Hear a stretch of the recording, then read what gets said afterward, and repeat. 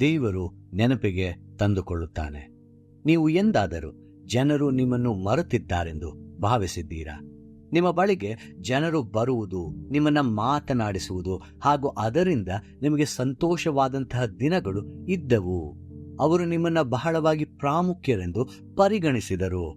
ದಿನಗಳು ಸಾಗುತ್ತಾ ನೀವು ಅವರಿಗೆ ಬೇಡವಾಗಿರುವ ಹಾಗೆ ಭಾವಿಸುತ್ತೀರಿ. ಅವರು ನಿಮ್ಮನ್ನು ಸಂಪೂರ್ಣವಾಗಿ ಮರೆತು ಹೋಗಿದ್ದಾರೆ. ಇದಕ್ಕೆ ಅನೇಕ ಕಾರಣಗಳಿರಬಹುದು. ಬೇರೆಯವರು ನಿಮ್ಮನ್ನು ಮರೆತು ಬಿಟ್ಟಿರುವ ಭಾವನೆ ನಿಮ್ಮ ಒಂಟಿತನಕ್ಕೆ ಕಾರಣವಾಗಿರಬಹುದು ಹಾಗೂ ಅದು ನಿಮ್ಮ ಆತ್ಮಗೌರವದ ಮೇಲೆ ಪರಿಣಾಮ ಬೀರುತ್ತದೆ. ನೀವು ಇನ್ನು ಯಾವುದಕ್ಕೂ ಉಪಯೋಗಕ್ಕೆ ಬಾರದಿರುವ ಹಾಗೆ, ನಿಮ್ಮನ್ನ ಯಾರು ಬಯಸದೆ ಇರುವ ಹಾಗೆ ಅನ್ನಿಸಿರಬಹುದು. ದಾವೀದನಿಗೂ ಬೇರೆ ಎಲ್ಲ ಅಣ್ಣಂದಿರು ಕರೆಯಲ್ಪಟ್ಟು ಅವನನ್ನು ಬಿಟ್ಟು ಬಿಟ್ಟಾಗ ಅವನಿಗೂ ಸಹ ಹಾಗೆ ಅದೇ ರೀತಿಯಲ್ಲಿ ಅನ್ನಿಸಿರಬಹುದು. ಇಷಯನು, ದಾವೀದನ ತಂದೆ, ಕೇವಲ ಕುರುಬನಾಗಿರುವ ಬಾಲಕನನ್ನ ದೇವರು ಅರಸನನ್ನಾಗಿ ಆರಿಸುತ್ತಾನೆಂದು ಭಾವಿಸಿರಲಿಲ್ಲ. ಕೀರ್ತನೆ 27:10. ತಂದೆ ತಾಯಿಗಳು ನನ್ನನ್ನು ತೊರೆದು ಬಿಟ್ಟರೇನು, ಯೆಹೋವನು ನನ್ನನ್ನು ಸೇರಿಸಿಕೊಳ್ಳುವನು ಎಂದು ದಾವೀದನು ಹೇಳುತ್ತಾನೆ. ನಿಮ್ಮನ್ನು ಜ್ಞಾಪಿಸಿಕೊಳ್ಳುವ ಹಾಗೂ ವಾಗ್ದಾನಗಳನ್ನು ಮಾಡುವ ದೇವರು ನಿಮ್ಮೊಂದಿಗಿದ್ದಾನೆ. ನಿಮ್ಮ ಜೀವಿತದಲ್ಲಿ ಆಗುವ ವಿಳಂಬಗಳು ಇರುವ ಸಂದರ್ಭಗಳು ದೇವರು ಸಹ ನಿಮ್ಮನ್ನು ಮರೆತು ಬಿಟ್ಟಿದ್ದಾನೆ ಎಂದು ಭಾವಿಸುವ ಹಾಗೆ ಮಾಡುತ್ತದೆ. ಅದು ನಿಜವಲ್ಲ. ದೇವರು ನೆನಪಿಗೆ ತಂದುಕೊಳ್ಳುತ್ತಾನೆ, ದೇವರು ಜ್ಞಾಪಿಸಿಕೊಳ್ಳುತ್ತಾನೆ ಎಂದು ಪುನಃ ಪುನಃ ಓದುತ್ತೇವೆ. ನೋಹನು ಹಾಗೂ ಮೃಗ ಪಶುಗಳು ನಾವೆಯೊಳಗೆ ಹೋದಾಗ ದೇವರು ಅವರೆಲ್ಲರನ್ನ ಒಳಗಿಟ್ಟು ಮುಚ್ಚಿಬಿಡುತ್ತಾನೆ. ಆದಿಕಾಂಡ 17:16. ಆದರೆ ಆಮೇಲೆ ಆದಿಕಾಂಡ 8:1 ದೇವರು ನೋಹನನ್ನು ನೆನಪಿಗೆ ತಂದುಕೊಂಡನು ಎಂದು ಓದುತ್ತೇವೆ. ನೋಹನು ಸುಮಾರು 1 ವರ್ಷಕ್ಕಿಂತ ಹೆಚ್ಚಾಗಿ ನಾವೆಯೊಳಗಿದ್ದನು. ದೇವರು ನೆನಪಿಗೆ ತಂದುಕೊಂಡನು. ದೇವರು ನೋಹನನ್ನು ಮರೆತು ಹೋಗಿ ಇದ್ದಕ್ಕಿದ್ದಂತೆ ನೋಹನನ್ನ ನಾವೆಯೊಳಗೆ ಮುಚ್ಚಿದ್ದೇನೆಂದು ನೆನಪಿಸಿಕೊಳ್ಳುವ ಅರ್ಥವನ್ನ ಇದು ಹೊಂದಿಲ್ಲ. ಇಲ್ಲ, ಅಂದರೆ ದೇವರ ಮನಸ್ಸಿನಲ್ಲಿ ನೋಹನು ಇದ್ದನು ಹಾಗೂ ಅವನನ್ನು ಹೊರಕಳುಹಿಸಲು ಸರಿಯಾದ ಸಮಯಕ್ಕೆ ಕಾಯುತ್ತಿದ್ದನು ಅನ್ನುವಂಥ ಅರ್ಥವನ್ನ ಹೊಂದಿದೆ.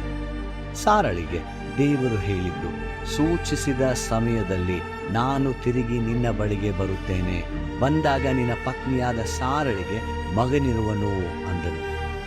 ಆದಿಕಾಂಡ 21:1 ವಾಕ್ಯ ಹೀಗೆ ಹೇಳ್ತದೆ, ಯೆಹೋವನು ತಾನು ಹೇಳಿದಂತೆಯೇ ಸಾರಳ ಮೇಲೆ ದಯವಿಟ್ಟು ಆಕೆಗೆ ಕೊಟ್ಟ ಮಾತನ್ನು ನೆರವೇರಿಸಿದನು. ಇದು ದೀರ್ಘಕಾಲದ ಕಾಯುವಿಕೆಯಾಗಿತ್ತು. ಆದರೆ ದೇವರು ತನ್ನ ವಾಗ್ದಾನವನ್ನ ನೆನಪಿಗೆ ತಂದುಕೊಂಡನು. ಸಮುವೇಲ 1ನೇ ಗ್ರಂಥ ಅಧ್ಯಾಯ 1:19 ದೇವರು ಹನ್ನಳನ್ನು ನೆನಪಿಗೆ ತಂದನು ಎಂದು ಓದುತ್ತೇವೆ. ನನ್ನ ಸ್ನೇಹಿತನೇ, ಸಮಯ ಹಾಗೂ ಕಾಲದ ಪರಿಮಿತಿ ನಿಮ್ಮ ಜೀವಿತದಲ್ಲಿನ ದೇವರ ವಾಗ್ದಾನವನ್ನ ಅಳಿಸಿಬಿಡುವುದಿಲ್ಲ. ಆತನು ನೆನಪಿಗೆ ತರುತ್ತಾನೆ. ನೀವು ಆತನಿಗೆ ಪ್ರಾಮುಖ್ಯರಾಗಿದ್ದೀರಿ. ನಿಮ್ಮ ಉಪಯುಕ್ತತೆಯ ಮೇಲೆ ಈ ಲೋಕವು ಒಂದು ಅಂತಿಮ ದಿನವನ್ನ ಹಾಕಬಹುದು, ದೇವರಲ್ಲ. ಅಬ್ರಹಾಮ, ನೋಹ, ಕಾಲೇಬ ಹಾಗೂ ಅನೇಕರು ತಮ್ಮ ಇಳಿ ವಯಸ್ಸಿನಲ್ಲೂ ದೇವರಿಗೆ ಉಪಯುಕ್ತವಾಗುತ್ತಾರೆ.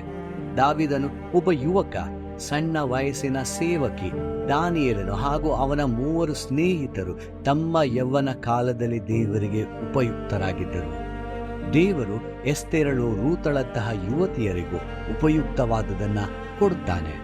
ನೀವು ಆತನ ಹಿಡಿತದಿಂದ ಹೊರ ಹೋಗದ ಹೊರತು, ನಿಮ್ಮನ್ನ ನೀವು ಬಿಟ್ಟುಕೊಡದ ಹೊರತು ದೇವರು ನಿಮ್ಮನ್ನು ಎಂದಿಗೂ ಬಿಟ್ಟುಕೊಡುವುದಿಲ್ಲ.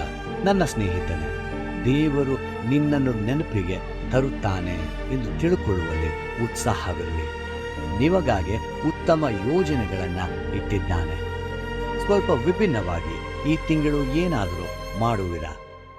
ಜನರು ನಿಮ್ಮನ್ನ ನೆನಪಿಸಿಕೊಳ್ಳಲಿ ಎಂದು ಕಾಯುವುದಕ್ಕಿಂತ ನೀವು ಯಾಕೆ ಹೊರ ಹೋಗಿ ಮರೆತು ಹೋಗಿರುವ ಅಥವಾ ಸಂಪರ್ಕದಲ್ಲಿರದೆ ಇರುವ ಒಬ್ಬ ಸ್ನೇಹಿತನನ್ನ ಭೇಟಿ ಮಾಡಬಾರದು?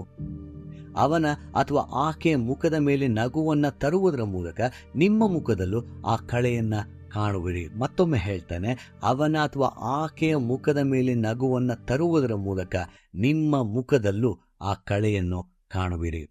ಈ ತಿಂಗಳು ಉತ್ಸಾಹದಿಂದಿರಿ. ದೇವರು ನಿಮ್ಮನ್ನು ನೆನಪಿಗೆ ತಂದುಕೊಳ್ಳುತ್ತಾನೆ. ಶುಭ ತಿಂಗಳು.